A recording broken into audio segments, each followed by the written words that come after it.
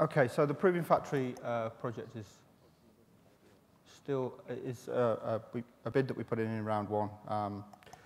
And the key deliverable here is really to enable technology developers and SMEs that have advanced technologies for low-carbon vehicles to cross the valley of death. And the challenge seems to be that these guys can get good levels of funding from TSB and other parts of the government to develop prototypes and put them into vehicles. But once that technology has been proven in a vehicle and the customer, the end user, is interested enough to apply it to a vehicle volume, there's a challenge that says, if you're not going to make 250,000 of these, then the current supply chain isn't really ready to accept them. And most OEMs want to put them in a niche range of vehicles to prove that they really will work in the rigors of the everyday life, if you like, before we move into those high numbers. So the technologies tend to get stuck. And the Proving Factory aims to fix that by setting up a facility that's flexible enough to bring a consortium of these technologies together and manufacture them and assemble them in a flexible facility, or two flexible facilities, in fact, to give the volume of a tier one, while we're still dealing with 10 separate SME technologies. So the technologies that are actually part of the project are, there are 5 at the moment. We're aiming to very quickly add a 6th and hopefully even a 7th. But at the top right is a rotary engine by Liberato. Central is a gas turbine system by Blade & Jets. An advanced EV transmission solution by Drive Systems Design. A CVT, which is Toratrack, and also a flywheel curve system, which is Flybrid. So those 5 companies have all developed technology to a maturity where they're of great interest to the sector, but have recognized the value in working together with us to deliver the manufacturing solution and the assembly solution.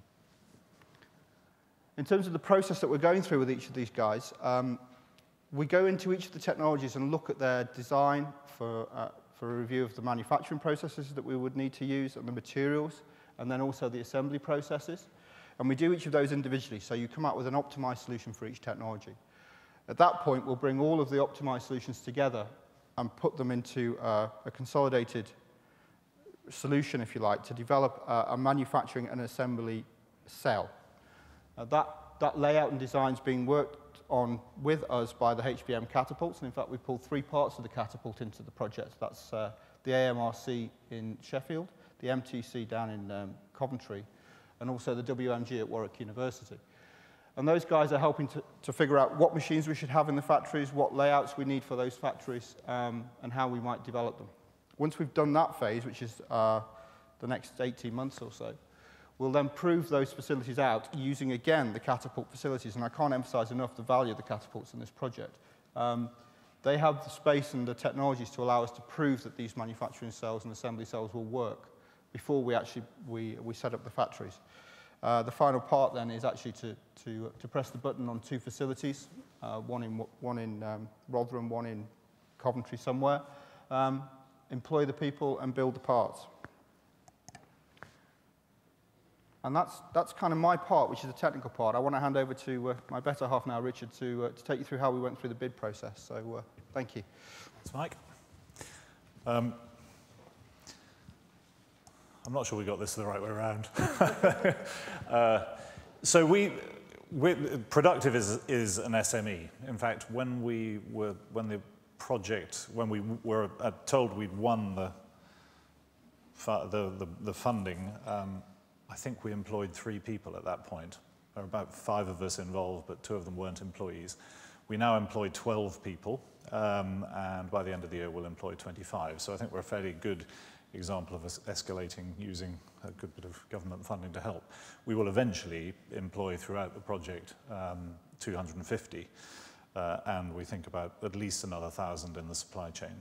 I suppose the critical thing to this project, and it's perhaps one of the most complex things I've ever got involved in, was building a consortium of people who had compatible and aligned interests. We actually have 11 project partners who are funded, and another 4 who are not funded directly. Some are subcontractors, but we have others who are participating just because they want to see it work and they see the potential of being a supplier in due course. And actually one of those partners has 10 sub-partners because they're a consortium of, so there are an awful lot of people involved in this project. But it's made possible by the fact that we have a common vision of what we're trying to do, which is enable the industrialization and low-volume manufacture of technologies that otherwise wouldn't make it into production.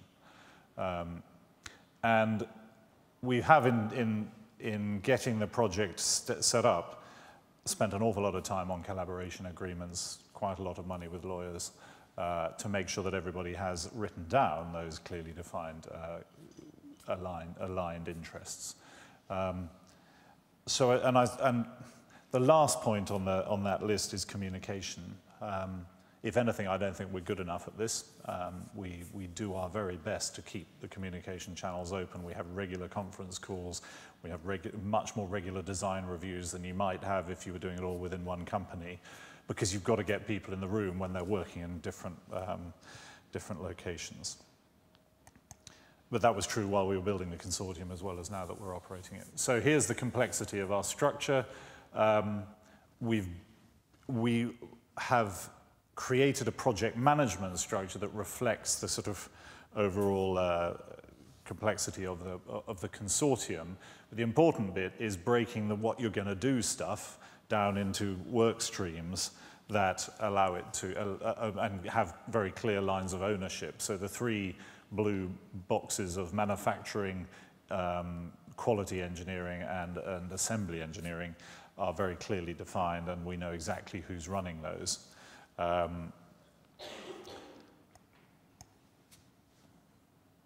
So why were we successful in the bid? I don't know, maybe some of you guys can tell me the answer to that, but our view is that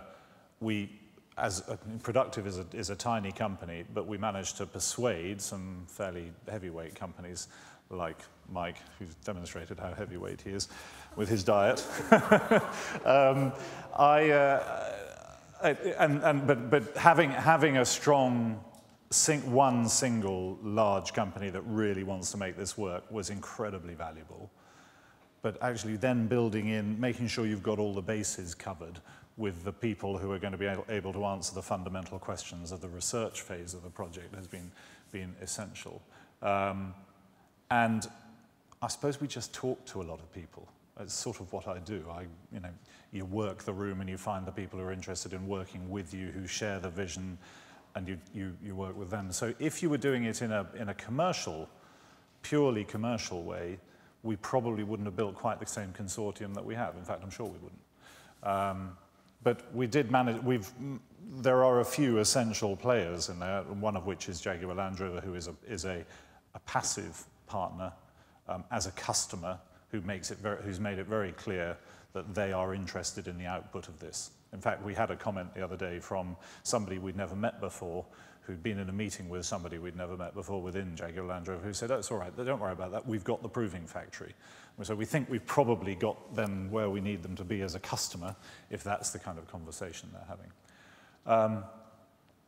I think and then the second thing is about really being very clear about what the benefits are of the project you're delivering.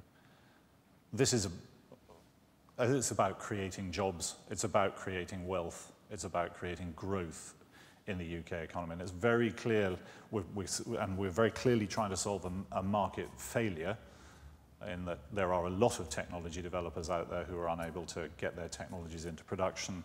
This is a very clear stepping stone towards that. So being able to articulate that in a way that the assessors really deeply understand is essential. I think there's something peculiar about what we've actually created here too, which is we're going to build a factory and we're going to make stuff and we're going to employ people, and that will generate turnover and value. But we're also creating a pipeline down which we're pushing technology that starts at being worth about £2 million at the prototype stage. When it goes into high volume production, when we pop it out the other end, it'll be worth £200 million. So there's a value pipe which goes way beyond the value of the jobs we're creating. The stakeholders have all got an interest. For some of us it's profit, for some of us it's jobs, for some of us it's that we will hopefully one day pay tax and pay it all back. I mean, I reckon by about year 5 we will have more than paid it all back if everything goes well. And finally, there is a sustainability issue. It is, which relates to the financial sustainability of the project. It will be self-funding well before year 5, self-sustaining. But there's a good thing going on. We're playing the right mood music that in the way the economy's, everybody in the economy is discussing. We are actually manufacturing stuff, we're making stuff, we're adding value. And finally, we're trying to do it. It's all about green technologies that are going to get into production. And there's a lot of opportunities beyond this core project, some of which we're discussing in the room today. So if anyone's interested, let us know. Just very high-level timelines. We're at the moment going through a technical feasibility stage where we're doing a design for manufacture activity. We'll then be writing a business case, and then we will build 2 factories. One of them is already identified in Rotherham, and it's that one there, and it'll be reclad and made nice and shiny. And that will come on stream in September 2015 at the same time as the assembly facility. This artist's impression is not the real thing, but it, I hope, will look at least as nice as that when we come to do that, and that's going to be in the West Midlands. That's it. Oh, there we go.